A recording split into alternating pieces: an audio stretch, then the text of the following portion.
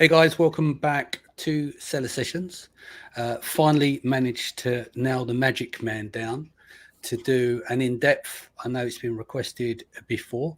I've done a lot of these, as you know. If you look through the catalogue, there's 30 or 40 people within the industry, key people that we've done the in-depths on. But the elusive man that is Toma Rabinovich is here today. We're going to be talking about something a bit later as well, which kind of really helpful tying in with his history. So, Tamir, welcome back to the show. You've been on before, but this is going to be your first time you've done like a feature length in terms of in-depth. Yeah. Hi, Danny. Good to see you. Last time I saw you was actually in UK at your event, so good to see you, my friend. And then we had some fun in Germany, didn't we? Time before. Yeah, we had some. That was a weird one, but yeah, we had some fun in Germany for sure. It was a bit strange, and Mark had a lot of fun, but we won't go. Well, he always does, so you know. Yeah, indeed. Cool. All right, look, what we're going to do, we'll go back. We're going to start back in the early days, growing up as a young boy. 5, 6, 7 years old. Tell me the kind of influence that your family had on you, like your mum and dad.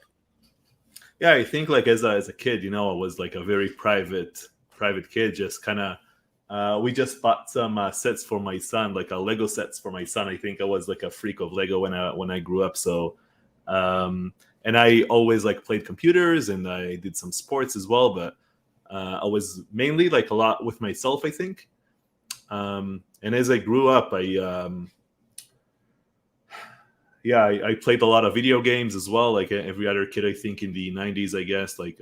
So that's and I had like a very happy childhood. I grew up with 3 sisters, so that was a bit challenging, I think, but I think it really helped with emotional intelligence, actually. Like, I think not having brothers, I think that really helped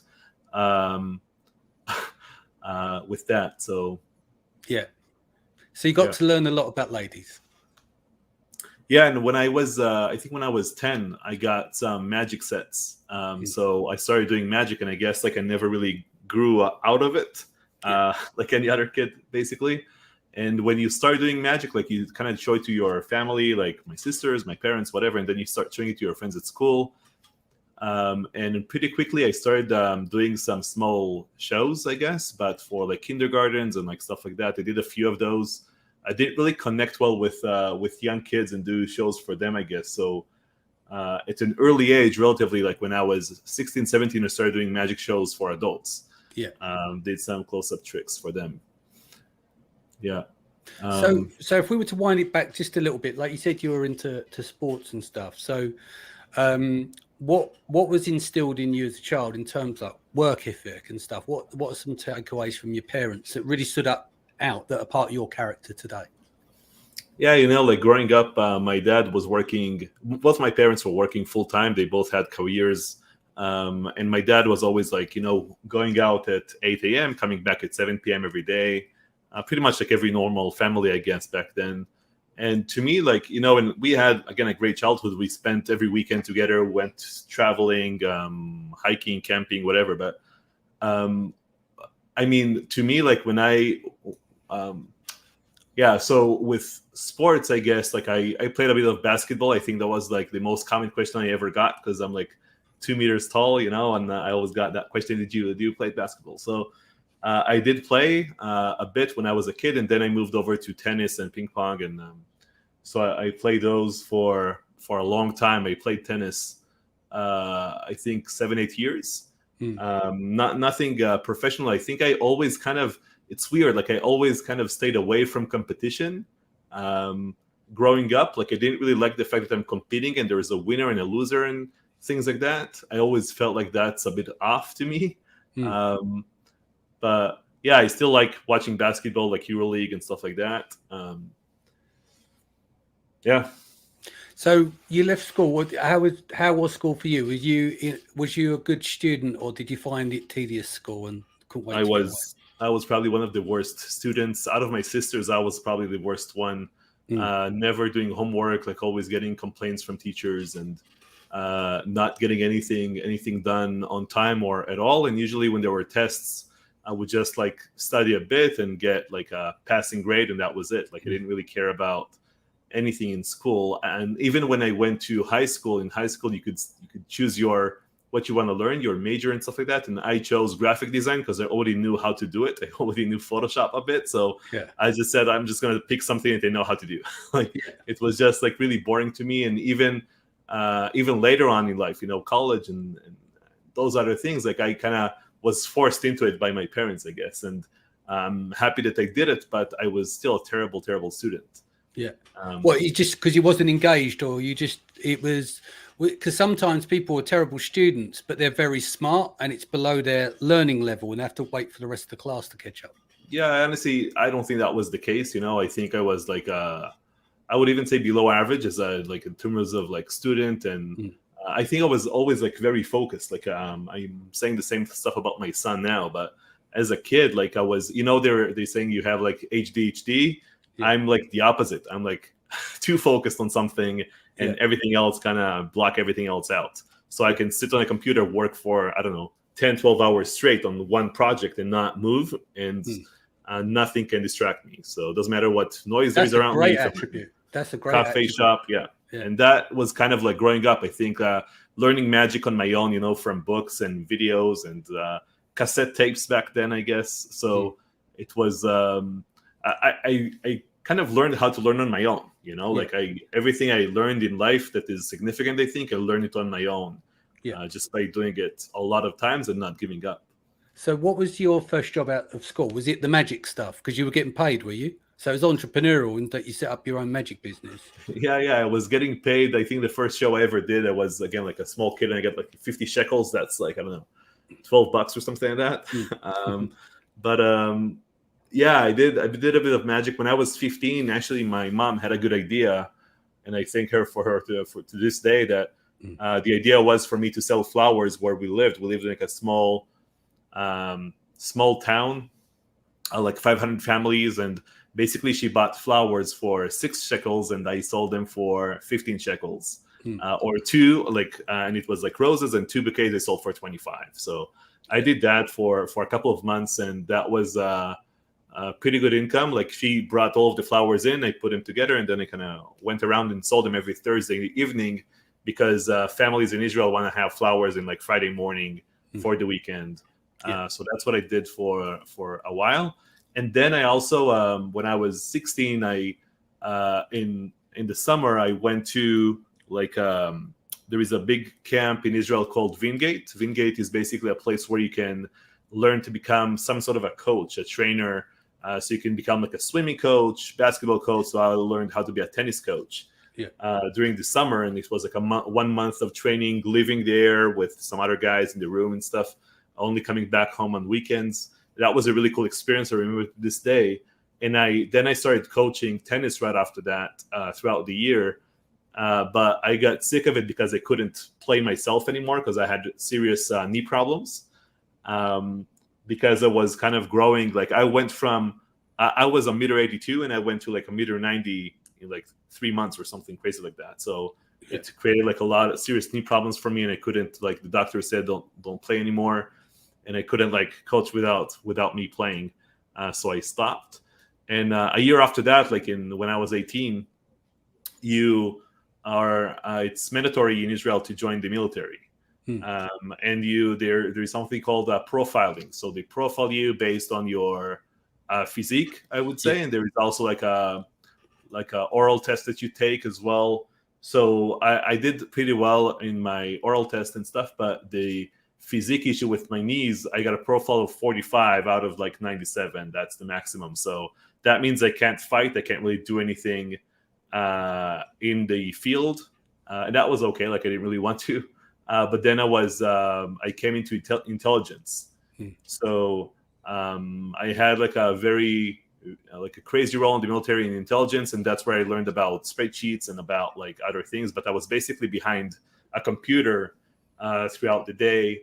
At some point, I had the opportunity to become an officer, and I had an amazing commander in the military. I think that's the first time I had like an inspiring figure to kind of like above me, teaching me, mentoring me, I can say, teaching me also how to be a good commander in some aspect, like a business owner, because he kind of, like, in the military, it's very strict. You need to get up at this time, do this throughout the day, go to sleep at this time. he just said, look, as long as it gets done, I don't care what you do. Yeah. You know? So I was very independent. And at some point I could go out to like basic training and become, not basic training, but like more advanced training and become an officer and come back. And they knew that I wouldn't come back to the same unit I was already in. And he didn't want that because he knew he has like another 2 years.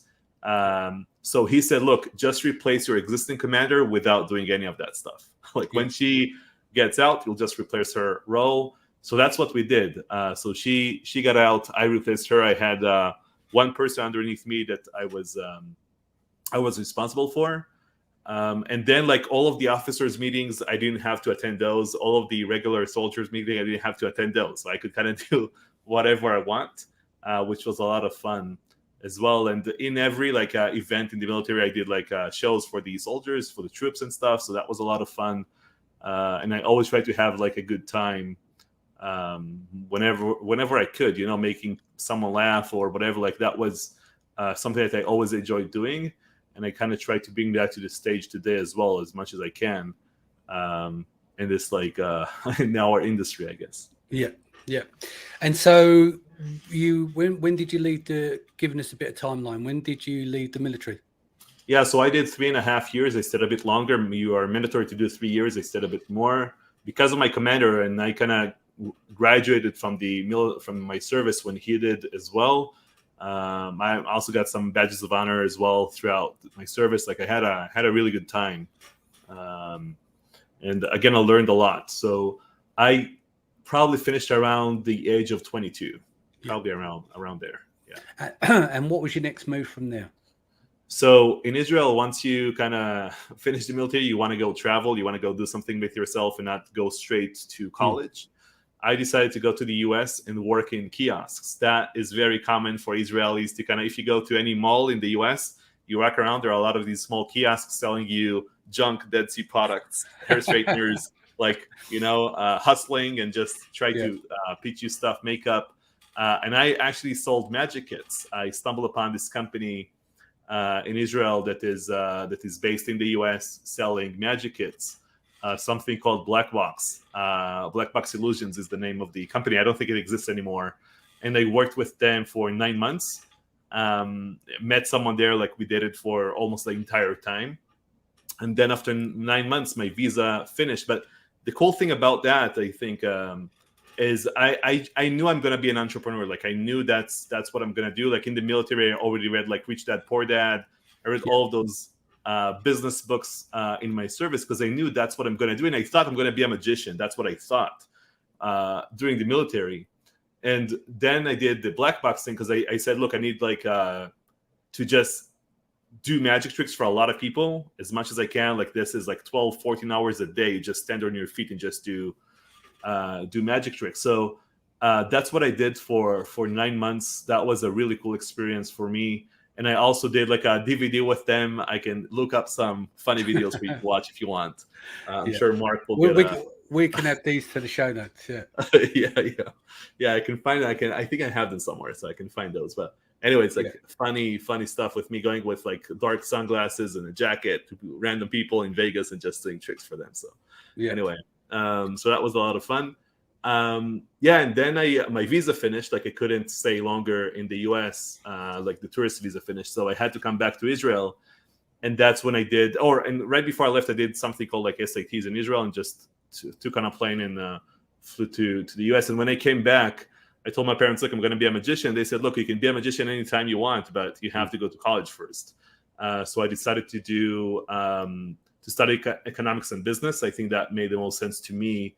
And I just went to the same college as my friends did. Like, so I didn't really think too much. Like I went to like one college and signed up there, and that was it. Like I didn't even check. Didn't go anywhere else. You just looked with. I didn't care. And they told me, look, the school here is like super simple. It's like it's like not too difficult. Whatever. Like that sounds like me. So you basically all the way through, it's like you're doing the minimum effective dose. When you're not interested in something, you go, I'll just do that. It's local, it's easy. All my friends go there. I haven't got homework to do. No one's going to be on my case.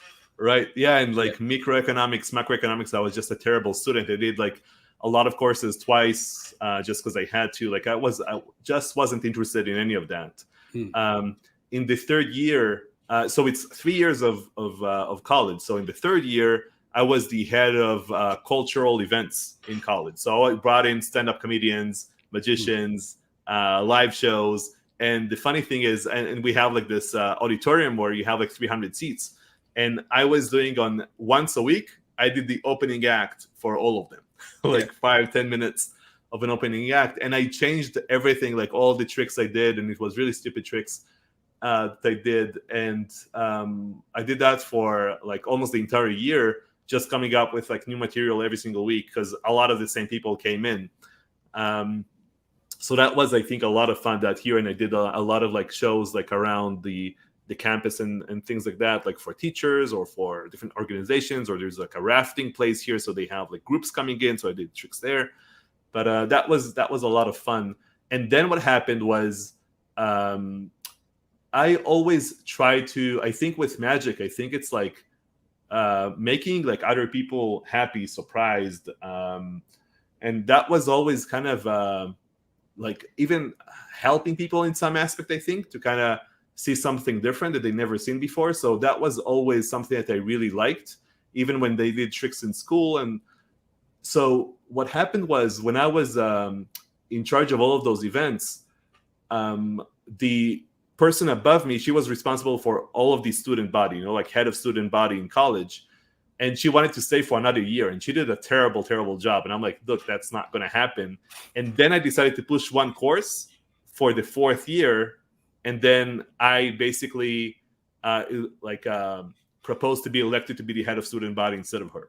Yeah. So it was supposed to be like elections between me and her. Eventually she backed out and it was just me. So I was the head of student body in my fourth year of college, while not really doing anything. It's like volunteer work. You get like $500-600 a month doing that. And it's like more than a full-time job. So I did that for the entire last year of college. And that was a lot of fun, a lot of pressure. You are basically responsible for like 30-40 volunteers underneath you. They are all students, so they kind of do stuff on the side. They're not really like full-time employees or anything. But that was an intense time, I think. And I think that's where I kind of learned how to run like a business or an operation to some extent. So that was a lot of fun and interesting.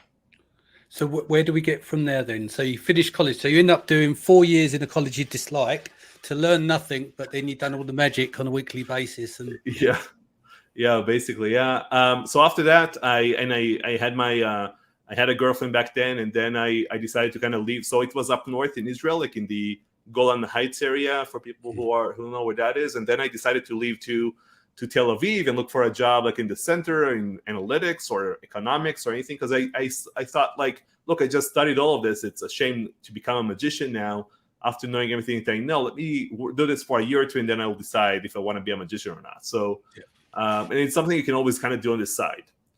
So I went to a few interviews, wasn't being hired by any of them. And then I got a call from a place up north close to my college that is basically like a government company that is helping small businesses to grow, like creating small businesses and helping grow. That was really interesting to me. So I went to an interview and was hired for that.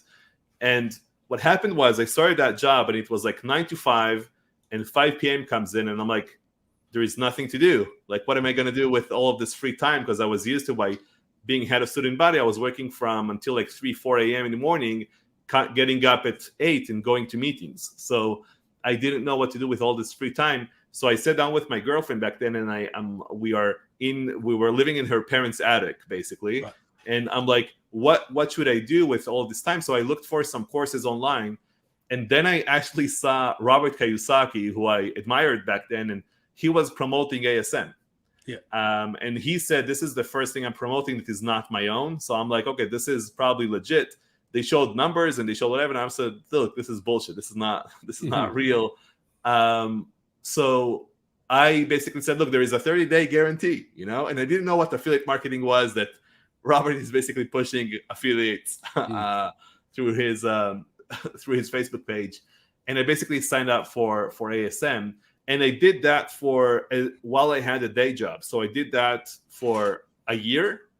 And then Prime Day happened. And that was, I think, the second Prime Day back in 2016.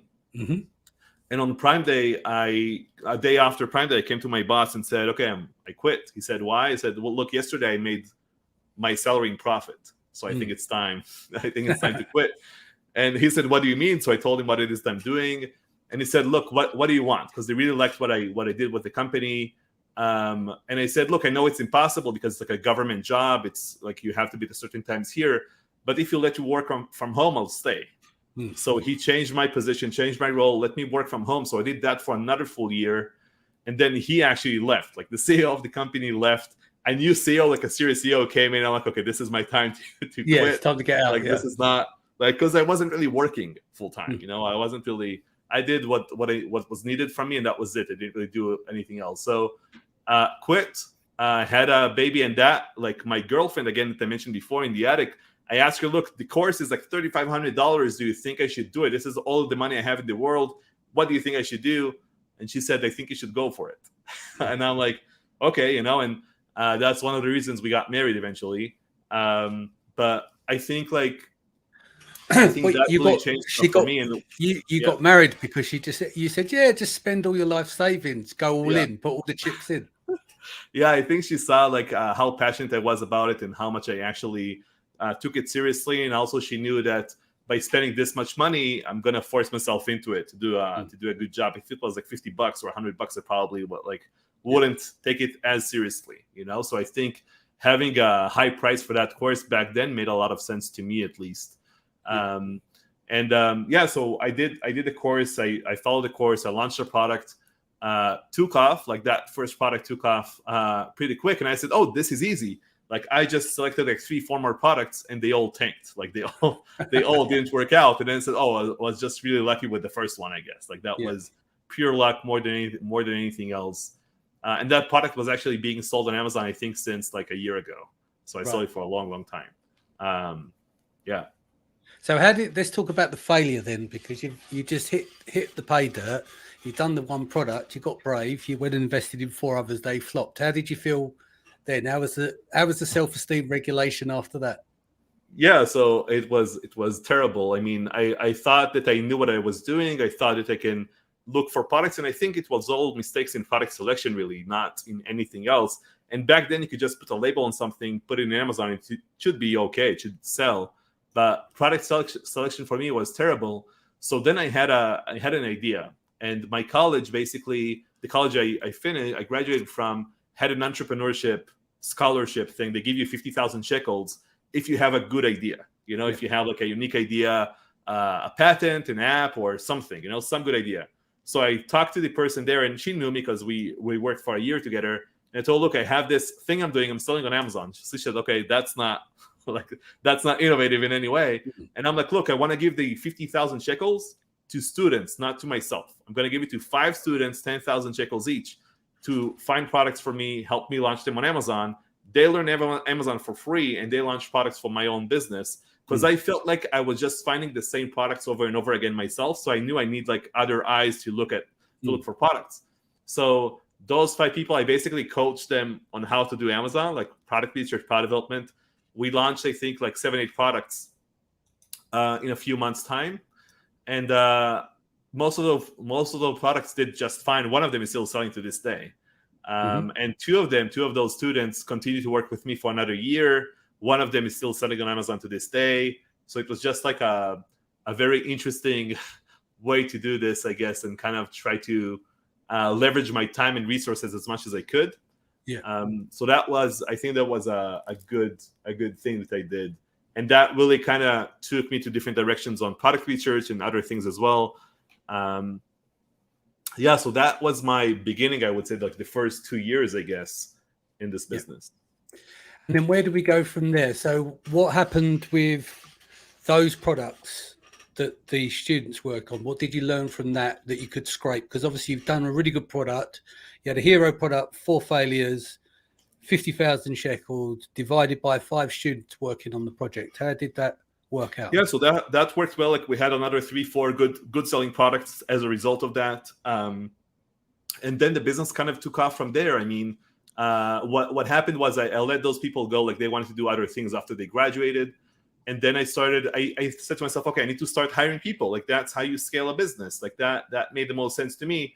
So I kind of learned from, different people in the industry, and they said, okay, you need to hire a customer support person for a few hours a day. Then you hire this person, that person. So I basically started hiring people. So I had like customer support person for 2 hours a day. I had a product research person for another hour or two a day. I had a PPC person, and so on. I had 12 people on my team at some point. Some of them part-time, full-time, some with experience, some without, all based in the Philippines. And then I just realized they are all reporting to me. I'm still the bottleneck of my own business. This is even worse than doing everything on my own, because they do a terrible job a lot of times, and I have to go in and fix it. They do a lot of mistakes as well. And I had a 7-figure business then. And then I decided to, look, I'm just going to let everyone go. I'm just going to fire everyone, start from scratch, because it's not really working for me, Yeah. So was that your first taste of firing people as well? I did a bit in college as well. I did maybe 2 or 3 fires, but I think it's easier to college do. is different. That's lazy students, right? You fired some lazy students. Yeah, but it is a lot more personal. Yeah. But with the students, the issue is you still see them every day. That's true. See them in the cafeteria. You still kind of. Yeah. It's like breaking up with a coworker. It's like you still see them like every single day. Yeah. So that was difficult. It's like face to face. When you fire like a Filipino employee, they cannot punch you in the face after. It's like it's a bit different, I think. So I felt okay with it. I think that's what my business really need that big shake. And then I decided to go a different route with team building, and I kind of did what I did in college. So in college, I decided to basically surround myself with people that I see as managers, the people that can basically take other smaller volunteers and basically train them, and they can do a small aspects of whatever we need to do. And then the managers are just managing and not really doing any day-to-day stuff. So I took that to my Amazon business, and basically when I started hiring people through Upwork, what I wrote was, look, this is a customer support job for like 3-4 hours a day, and then I want you to work full-time doing other things. Like that's kind of was the ad on Upwork. And then I just started inviting a lot of low-level employees to that position. I ended up hiring someone for that role. She was amazing, very responsive. And I think for Amazon, one of the most important skills is actually someone who is very intuitive as well. I think looking at something and knowing, okay, this is going to work, like this is going to be a good product, bad product.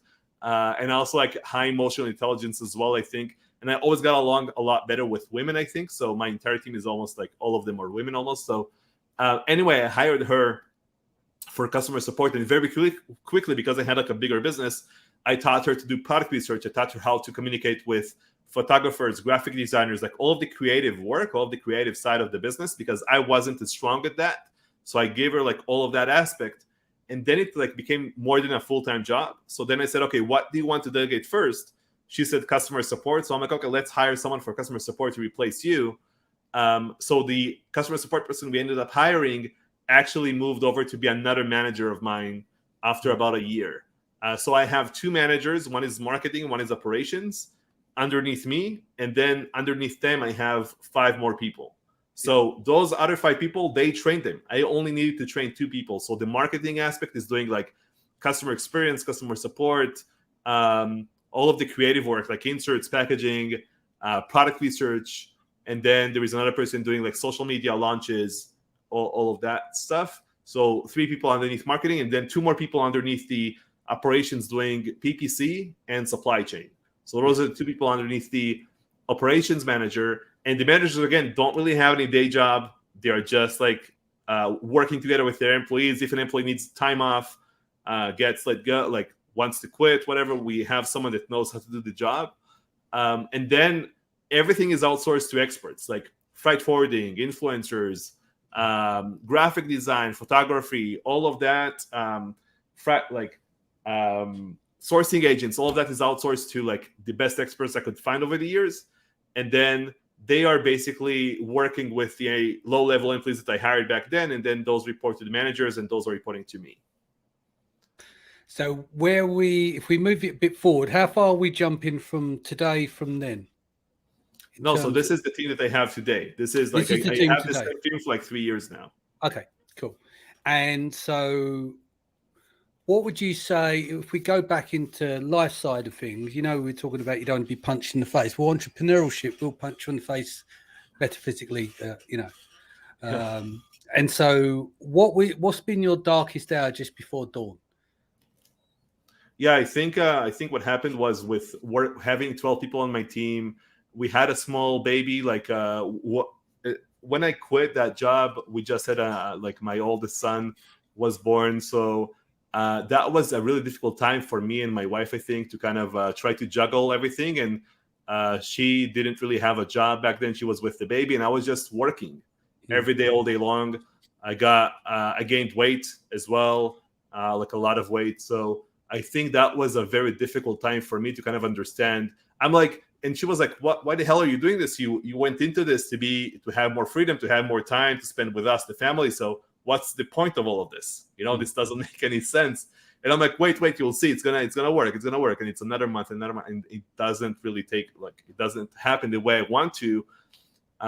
So I think I realized that I just need to have very good systems in place, a very good team in place, and then I can just relax a bit. I can take a step back from this entire thing. Yeah. And so today, which obviously this week, you've decided to publish a book. What brought this on? Yeah. So it's right here. This is the book right here. So the book was actually, so COVID hit, and one thing we didn't really talk about is like events that I put together. Like Top Dog Summit is my own event, and I had courses, and I had not a course, but I had like consulting for larger sellers over the years. And because I really wanted that personal aspect, I really wanted to talk to people. I really wanted to help people out. So I really enjoyed the stage as well. So I really wanted to get like opportunity to speak on stages, and I spoke on stages long before I had anything to sell. I was like a seller just speaking on stage, and still to this day, I'm trying to just give value on stage and not really pitch anything or sell anything, as you know. So I always really enjoyed doing that, and I think that really took me away from my computer and just kind of traveling a bit, meeting new people, and I really like that part of our industry. Sorry, so your question was what? I forgot. You lost me now because we changed the subject. We were on the book, weren't we? What was right. Yeah. What was the basis of the book? Yeah. So COVID hit, and I couldn't travel. Like I was supposed to be an event in Prague with Augustus. That's where I was. Yeah, you were there. So I knew that if I'm flying to Prague, I cannot come back. Like I can come back, but I'm going to be quarantined for 14 days. I didn't want that. I had another baby born, and I had and my wife got back from traveling as well before that. So I knew I'm not gonna do that. And he actually allowed me to speak from my house on the screen at the event, live with everyone in there. So that was a cool experience. And then after that, I said, okay, instead of flying all over the place every month or a month and a half, I need to figure out what it is I can do for this industry. I want to do something instead of just running my own business. So then I thought I can do a podcast, I can do YouTube. I know you started doing podcasting every single day, which was insane to me. But I just looked for what can I do for this industry. And then I thought, I'm just going to write a book. That kind of came to me, I think. I'm just going to do that. I know it's going to take me a long time, but COVID is probably not going anywhere anytime soon. So it seemed like a good opportunity to do it. I always was fascinated with people who actually wrote books. I think a lot of entrepreneurs say to themselves, we're going to write a book someday. And a lot of them end up doing that. So I really wanted to do something like it. And also I knew I'm kind of consulting bigger sellers, and I'm not helping as many sellers as I wanted to. So I thought a book is the best way to do it. It's a one-time project that I'm doing, and then it's done. And I don't need to kind of gas it up all the time. So I knew that this is a one-time thing that I'm working on, and I'm done. So that's why I started doing that. Worked with a big publishing company in the US to help me get the book done. And it took much longer than expected. The ideal time was a year, and it took 2 years to complete. We started July 2 years ago, and we just and now it launched yesterday. So that was a very intense process for me. I launched a lot of products on Amazon. This is by far the most challenging one that I did. Yeah. So what are you doing about the ranking and stuff? Because obviously it's a different kettle of fish when it comes to ranking books.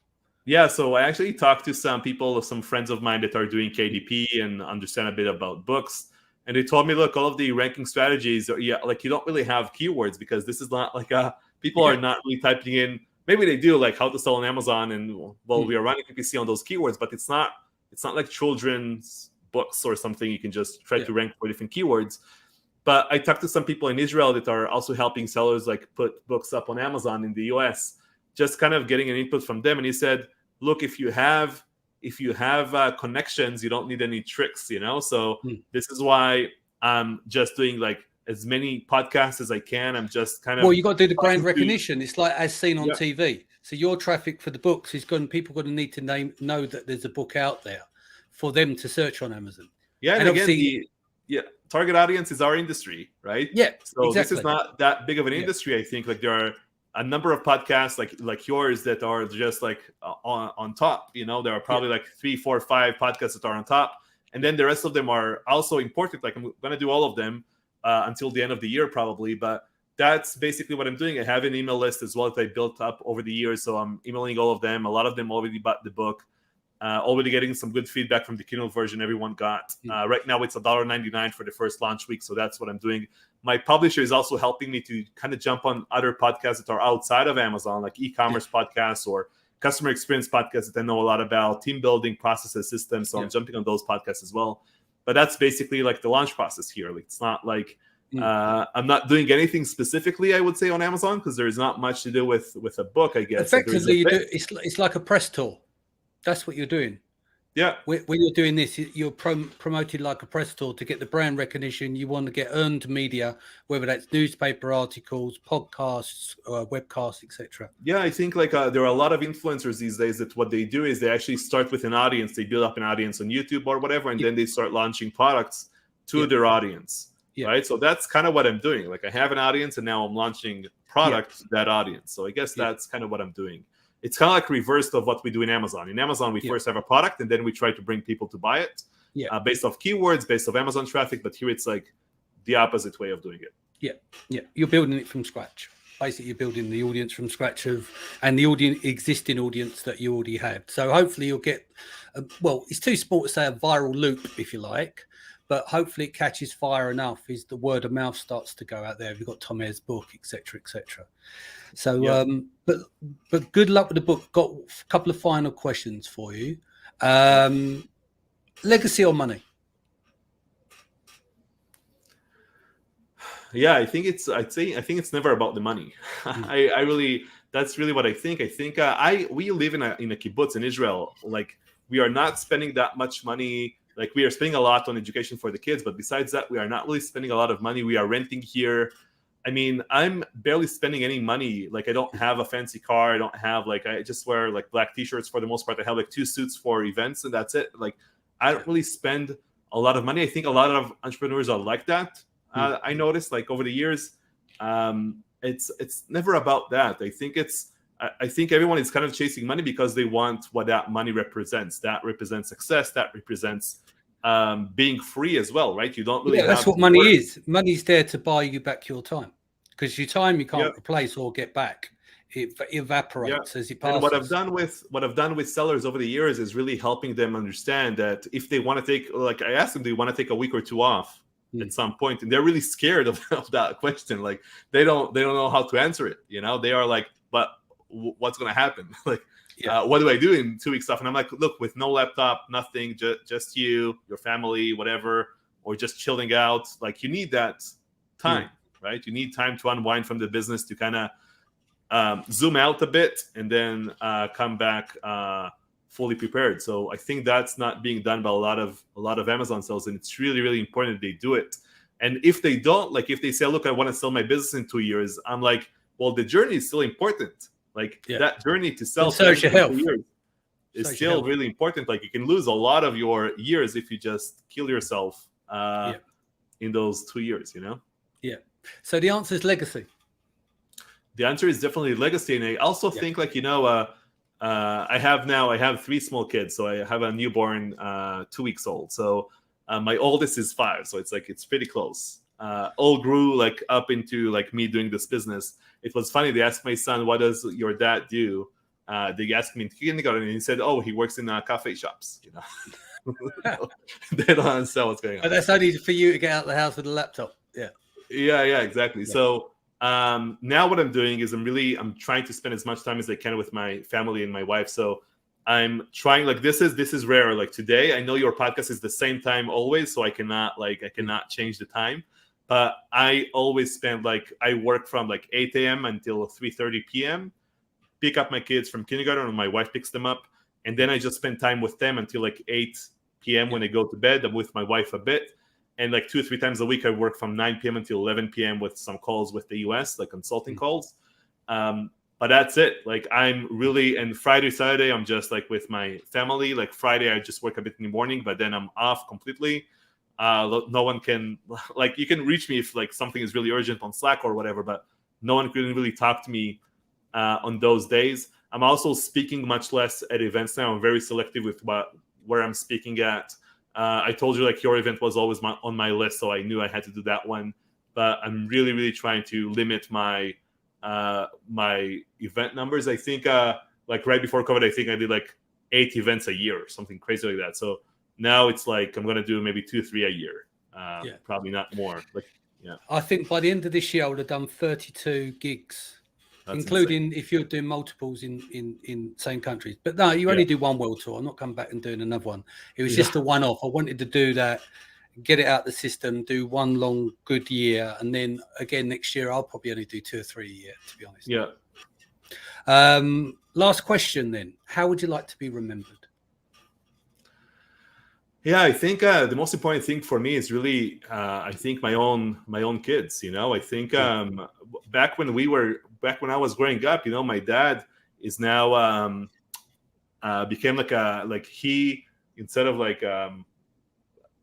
going off to pension, and retire, basically, he got an offer to become a CEO in Italy in like a new factory they opened. Like, he works for a high-tech company, so he moved there with my mom for 2 more years. And I think, we don't know what our parents did in their lifetime. We have no idea kind of what they did in their careers or whatever, because they didn't have social media, they didn't have like all of this. So to me, it feels like any piece of content I'm putting out there, anything is like going to be reviewed by my own kids at some point. They're going to see this stuff at some point. So to me, I think that's more important to me than what Amazon sellers are going to think about me, whoever, people that I don't care what they think, but I do care what my own kids think at some point. It's how you represent yourself. That's why I always say to people of events and stuff, there's nothing in it, right? But I always say to people, I don't do pictures after dark. The only thing, because it only takes, you have one beer and someone takes a picture and it's blurry or face turn, they go, look at him just falling out of clubs drunk. Do you know what I mean? It sets the wrong kind of tone.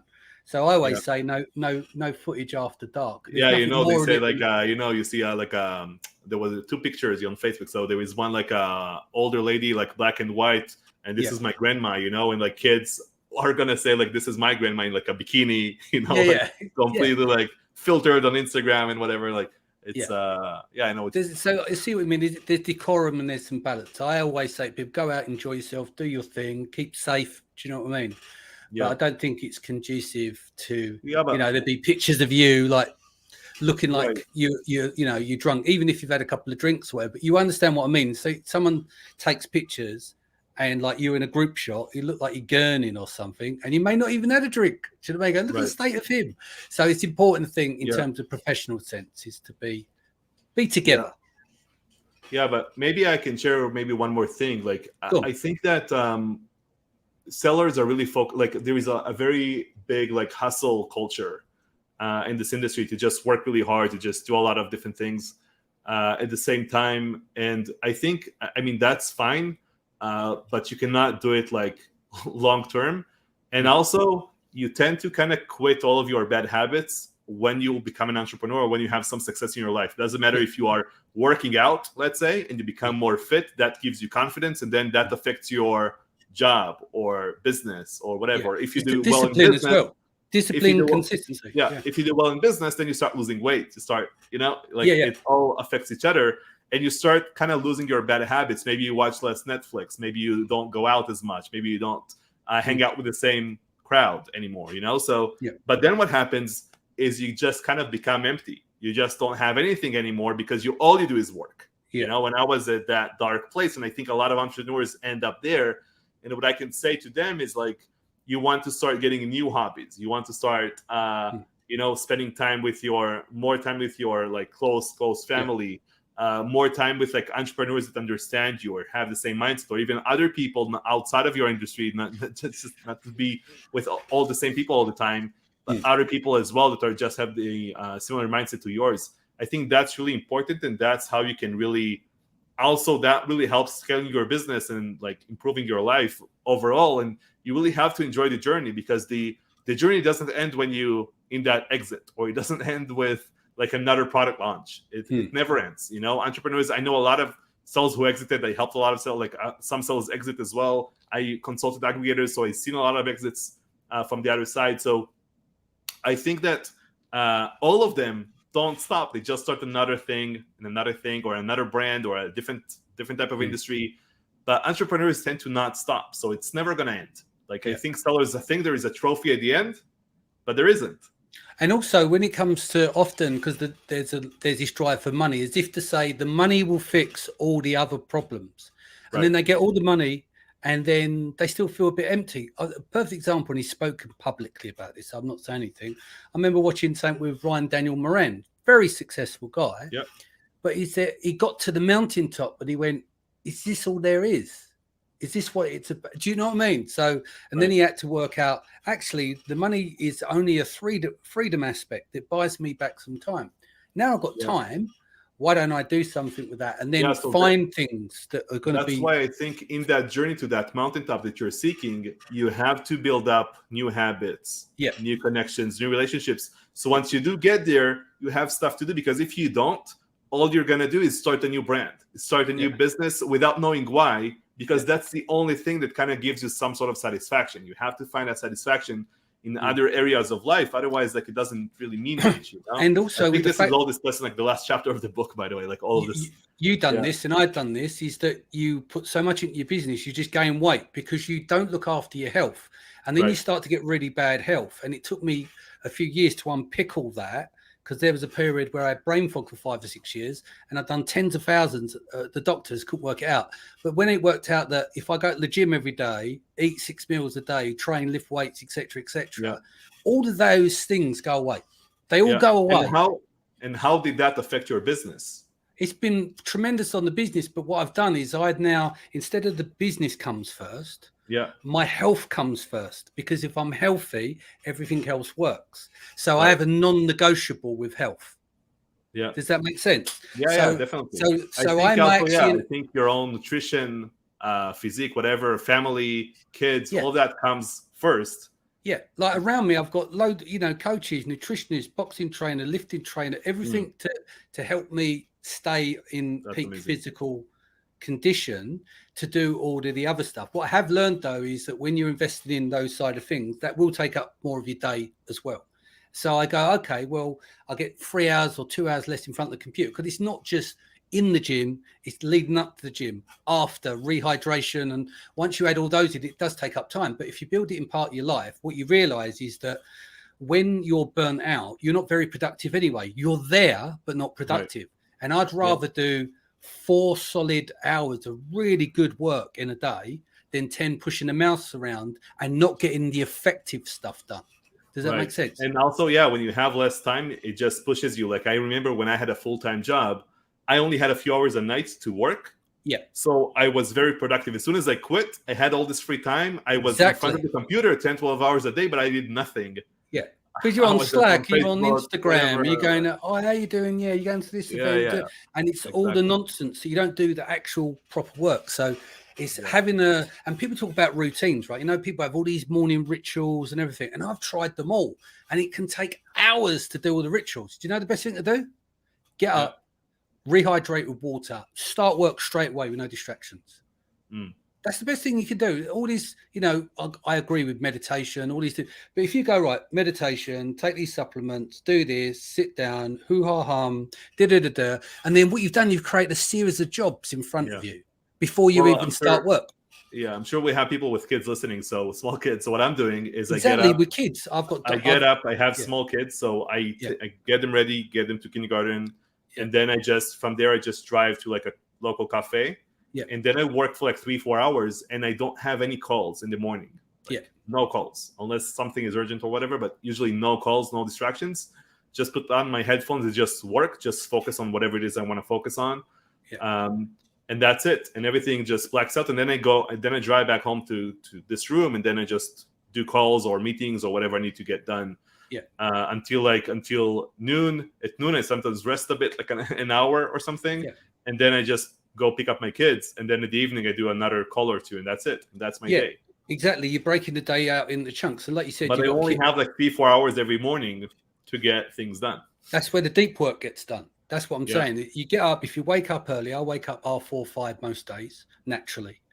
And then I just get up now, glass of water straight into it. Because otherwise you end up messing around with all of these different things. And I think what happens, and we might agree with this as well, your decision fatigue goes throughout the day, and your motivation, because obviously you wake up morning, if you've had a good night's sleep, you're motivated.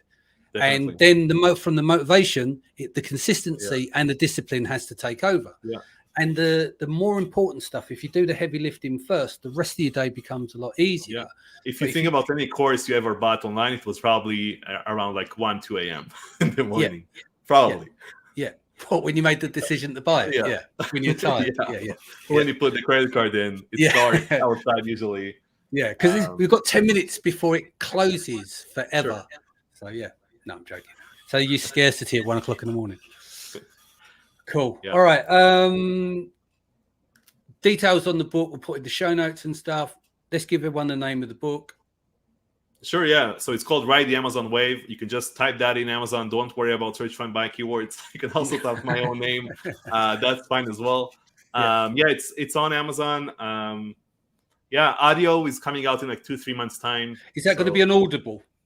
Yeah, Audible in 2-3 months time. Yeah, probably. And who's narrating? Have you narrated it yourself? I'm getting a professional narrator. Not. I don't think anyone wants to listen to my accent. Well, it depends. But if it's one, it can be some of those narrators. Right? It's the same with, who do voiceovers. Some of them just so kind of. You got to be careful. There's no character in their voice because they sound like a voiceover. No. We got samples for over 20 narrators so far, so we're gonna get a good one. Like, I just want to get stand out. Exactly. I mean, that's how I consume books now. I don't get time to really sit down and read as I should. For some reason I cannot absorb like Audible. Like I think it's too quick for me. Usually, so to me it's like difficult still. I just listen to a ton of podcasts, and like podcasts honestly outside of the industry. I think that really helps with like coming up with better product ideas, coming up with like different solutions for problems.